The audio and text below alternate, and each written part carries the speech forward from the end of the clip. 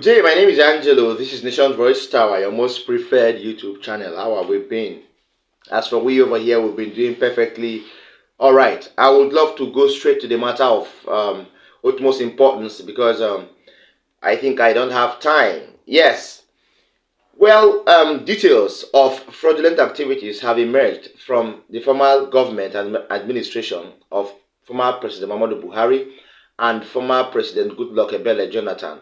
These deals were said to have contributed immensely in depleting the Nigerian coffers over the last 16 years between these two administrations, or let me say over the last 12 years. Details have also emerged on the involvement of lots of big names in the presidency and the ministers who have also got themselves indicted as a result of this expose I am bringing to your doorsteps. This expose includes whooping sums running into the tones of $50 billion that was embezzled during the regime or during the administration of President Muhammadu Buhari and President Goodluck Jonathan. So I would term it as a $50 billion fraud, how Sahara Energy, a very private oil company in Nigeria, bribed former President Muhammadu Buhari in order to block the Economic and Financial Crimes Commission probe in conjunction with former Ms. Alison Mandueke, former Minister of Petroleum, and other big names in the presidency. This expose will show you what really made Alison Mandueke to get indicted in Nigeria, to also get out of her seat as minister. What exposed her? It was not just the 40 million pounds that was actually hanging on her neck. She had other secret deals with other private secret or other secret private oil companies in conjunction with the NNPCL and its hierarchies. And this particular deal went further to implicate former President Goodluck Ebele Jonathan and implicate President Muhammadu Buhari. It implicated Mamman Daura, the brother to former President Muhammadu Buhari, and it also implicated lots of names in the presidency, especially late Abba Kyari, the former chief of staff of President Muhammadu Buhari. So we're going to make this expose very elaborate, so we will know and understand. Lots of people now, what really propelled me to make this expose very visible to our own lovely viewers is that lots of people have come to my DM to ask me the real reasons why Alison Mandueke is actually under indictment and under probe in the UK. All right, lots of questions have come up. They said they are not clear about the reasons why she was called, down to UK and is under scrutiny, probe, and indictment. She is facing a court charge in the UK now, and if news is anything to go by, she might not escape it wholeheartedly. Yes, so let's unravel this secret together. After paying bribes running into millions of dollars, Sahara Energy, a beneficiary of over $120 million fraudulent oil swap deal under former Minister of Petroleum Alison Mandueke, is being shielded by warheads in the presidency. According to our investigators and our sources, there was a report in October 2015 exclusively on how oil marketers, including Sahara Energy and others, defrauded Nigeria of over $50 billion in oil swap deals under the former administration of Goodluck Jonathan. Angered over the report from various newsmen and the investigative report from sources, Sahara Energy had approached a Lagos High Court claiming libel. EFCC in May 2016 swooped on Sahara Energy and commenced investigations into its fraudulent and several fraudulent dealings under the cover of Mrs. Alison Mandueke. However, the outcome of the EFCC probe carried out in May 2016 was not to see the light of the day, as top managements of Sahara Energy, sensing the damage it faces, swiftly approached big warheads in the presidency to speak to former President Muhammadu Buhari, offered millions of dollars in order to have the EFCC back off from the probe. The EFCC probe blocked all findings about frauds associated to the company swept under the carpet, according to a source close to the presidency. Sources revealed and reported that Sahara Energy and others were being investigated for over 50 billion naira oil fraud. Sahara Energy allegedly defrauded Nigeria to the tune of $120 million.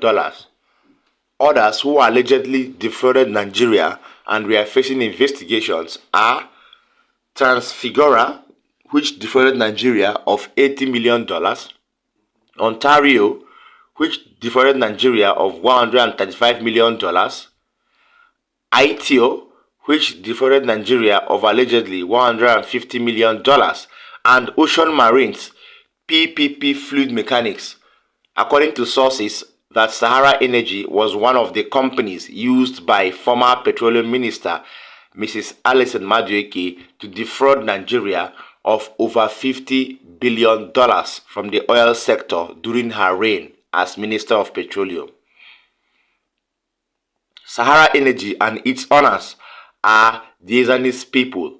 According to sources, she had lots of dealings with them. They benefited so much from not just the oil swap, but several other oil deals, and there is no how Diezani will be under investigation and you will leave Sahara Energy out of it, according to a source who is familiar with the situation, told us. Another source confirmed to us that while Sahara Energy was busy funding the former President Goodluck Jonathan's campaign, they are also funding the President Muhammadu Buhari's campaign through the president's proxies.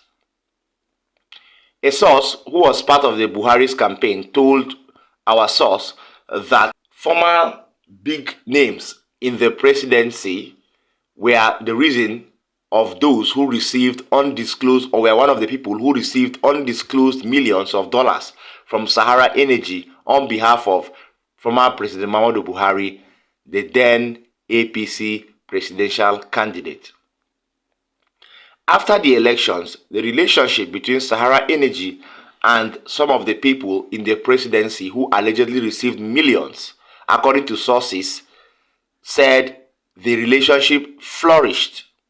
Owners of Sahara Energy, one Mr. Tokwe Shonubi, Tony Cole, and Ade Odunsi, boasted to friends that the company would not be touched because of their relationship with people in the presidency, and one Mohammed Buba, who was the then current chairman of the Petroleum Product Pricing Regulatory Agency, PPPRA. Buba was the director in Sahara Energy before his appointment into government agencies.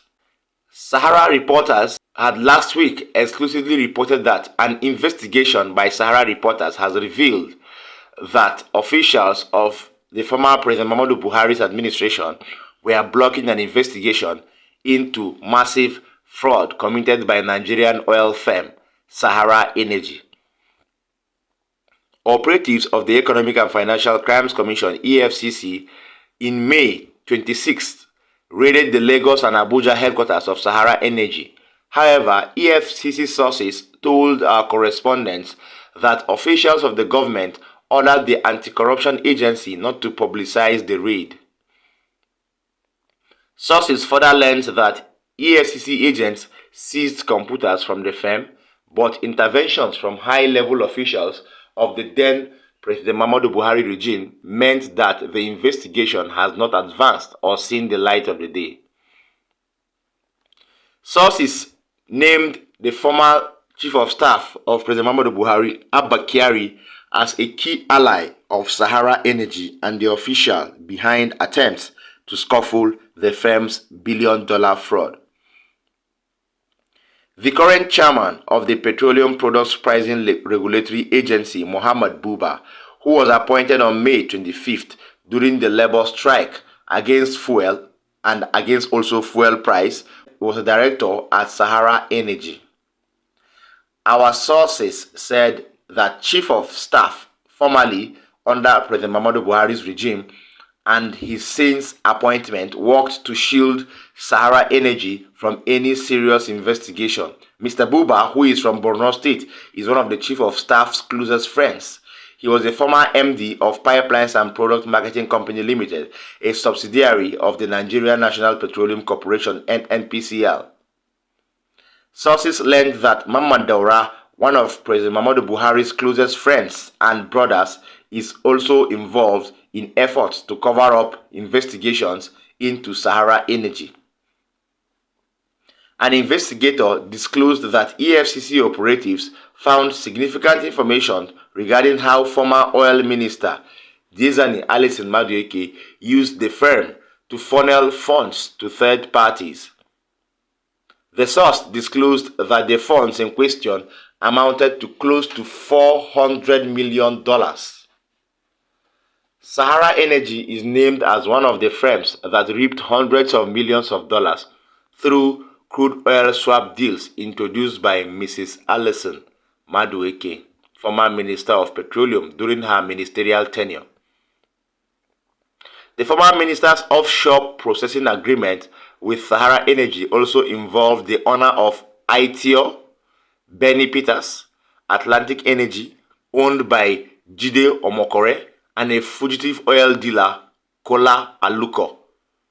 Investigators believe that the firms made away with at least $4 billion of public funds through the OPEC arrangement.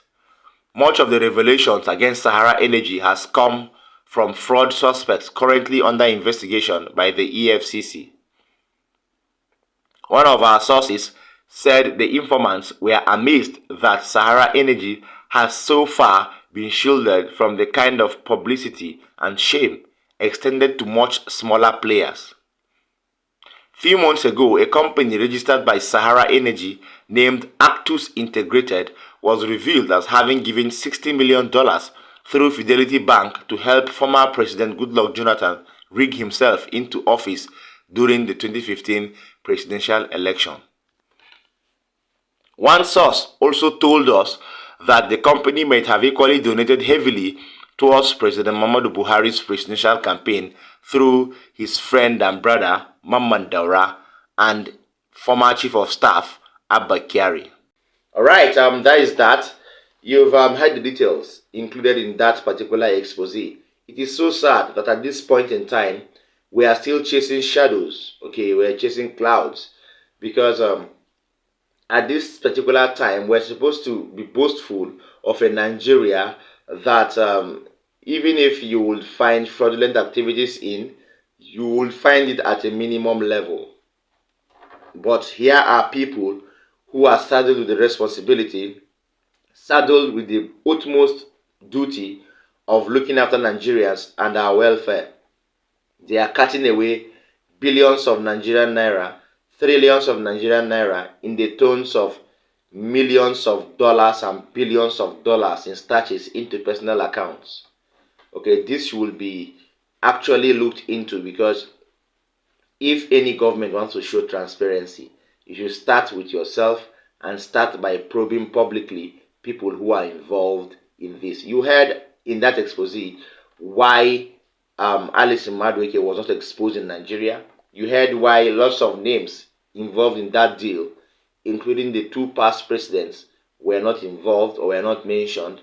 You heard, you listened to why the EFCC backed down on the probe on Alison Mandueke and Sahara Oil Company, which was allegedly, or Sahara Energy, let me say, which allegedly was the main brain behind this fraud of over $50 billion. That is ranging to over $100 billion. So that is much money. If you bring out that particular amount of money, recover it, and put it on in our budget, will go a long way. It was once discovered and it was once exposed that Alison Mandueke used the money or the funds of Nigeria to buy very expensive clothing, including female clothing that were known as the most expensive of in the whole world. All right, there were very, very private female clothing that Alison Mandueke allegedly bought, that the Nigerian government put up for sale or for auction for amounts that were very, very outrageous. That is to tell you how much money this woman has embezzled during her time as Minister of Petroleum under the former regime of President Goodluck Ebele Jonathan. Now, secondly, let me quickly say this. Bola Ahmed Tinubu has been in Saudi Arabia for some time now, I think few days. According to sources, he went to perform a lesser Hajj, first of all, and he also went for a meeting, official meeting. Let me not say bilateral meeting. He went for an official meeting in the name of the Nigerian government. Still, while he was in Saudi Arabia, something happened. Over 100 passengers on board an airplane were denied visas in Saudi Arabia, with the president of Nigeria still present. These over 100 passengers were from Nigeria. Bola Ahmed Tinubu was still in the country while this insubordination was taking place. Now, I would allow you watch Ruben Abati explain the situation clearly and more elaborately. After the video, then I will give you my own take. Stay tuned. That as the president of Nigeria is in Saudi Arabia, attending a round table, and we're talking about attracting investments and cooperation both ways, Saudi Arabia and Nigeria. A Nigerian airline, Air Peace, was to land in Jeddah on Monday, yesterday. It had 264 passengers on board. The preliminary check-in processes had been done. There was no complaint from the other end, only for Air Peace to be disallowed from disembarking its passengers. In fact, on arrival, the visas that have been approved for the 264 persons on board was cancelled. And at the moment when the president of Nigeria was there, still attending a round table on business with the Saudi authorities. No, I think that is disrespectful to Nigeria. It is shocking. We may be celebrating investment and all that, but it should be at the level of mutual respect. And to the extent that reciprocity is a major element of diplomatic relations, the Nigerian government should take this seriously. Yes, the Nigerian embassy in Saudi Arabia intervened, but what did the Saudi Arabian authorities do? They said, oh, okay, they will take just about 80-something persons to enter Saudi Arabia. They sent back 177 Nigerians who were on board that Air Peace airline. What effrontery! The principle in international relations is the equality of states. So it's not for the embassy to now go and negotiate 77 people. The next thing that the Nigerian government should do, any Saudi airline that comes to Nigeria should be sent back immediately. Why do we have a bilateral services agreement with them if they cannot respect us? We will reciprocate. That's what should do. And the Nigerian government should immediately, even when the president is still in Saudi Arabia, summon the Saudi Arabian ambassador in Nigeria to come and offer explanations. Why would a Nigerian carrier be treated like that? And then beyond that, I think it's important that the Nigerian government, any Nigerian airline that is given the opportunity to fly abroad, must be designated a flag carrier.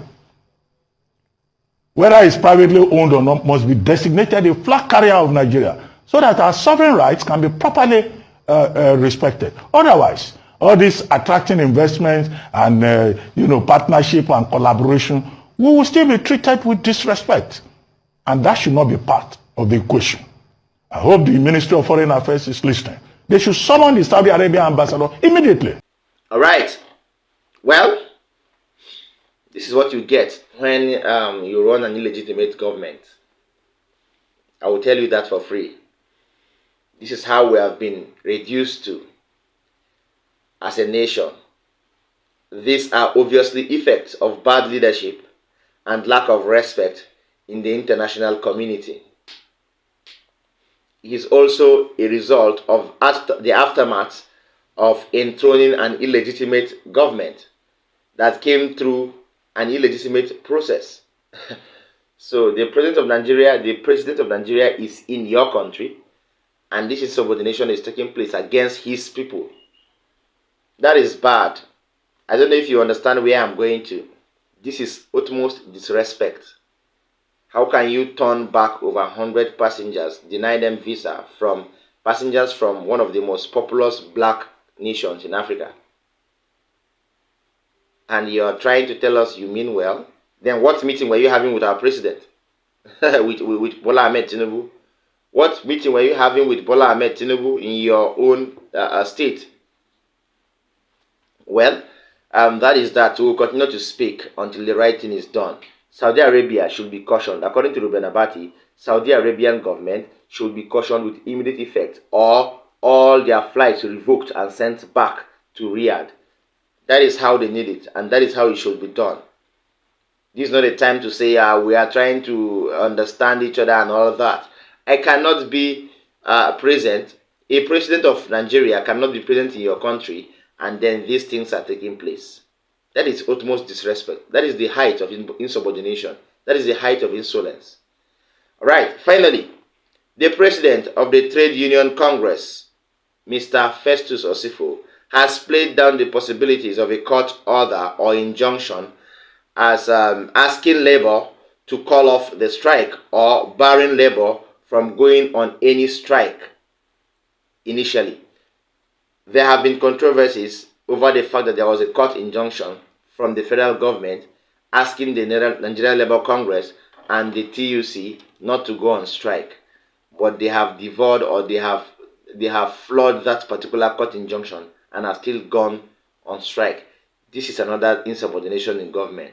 All right, but I will tell you how it came to be. Please watch Festus Osifo, the president of the Trade Union Congress. I think the first person that will be in contempt of court is the Attorney General himself, because if you could see that severally we've had, even in this dispensation, you could see that Emefiele, for example, you heard severally when court said they should release him, the DSS should release him. That is Godwin Emefiele, the former governor of the Central Bank. Severally. Yeah. So we are copying what the federal government is doing. That's number one. Then number two as well. As of today, I don't have a copy of that service.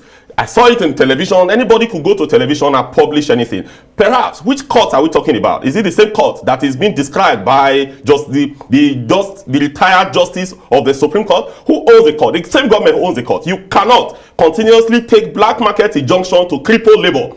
You have to, before you do that, you have to arrest the entire Nigerian workers, and we are ready for it. So do you, as part of the leadership, expect to be charged to court for contempt? I mean, I don't have any service. There is no proof of service.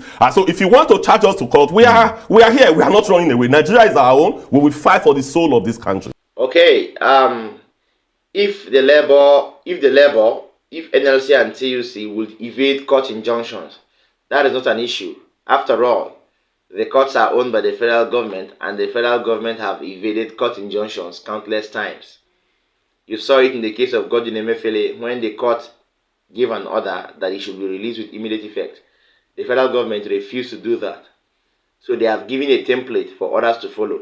And I'm sorry, they are having a taste of their own meal this time around. So they should salvage it.